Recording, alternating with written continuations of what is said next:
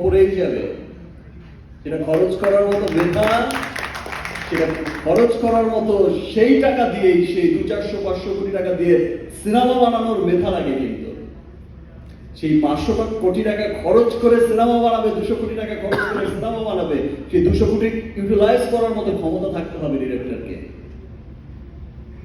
তো আমি গর্ব করে বলতাম যে রাফি হচ্ছে এমন একজন ডিরেক্টর যাকে 500 কোটি টাকা দিলে পরেও বলবে যে ইয়েস, আর 500 কোটি হলে আমার সিনেমাটা আরো অন্যরকম হতো। চমৎকার চমৎকার চমৎকার।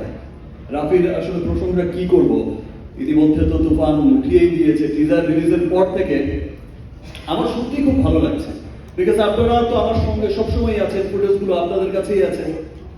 আমি সবসময় একটা কথা অনেক বছর ধরেই বলে আসছি যে আসলে আমি আমার দেশের সিনেমাটাকে আমি শুধু এই গণ্ডিতে বেঁধে রাখতে চাই না।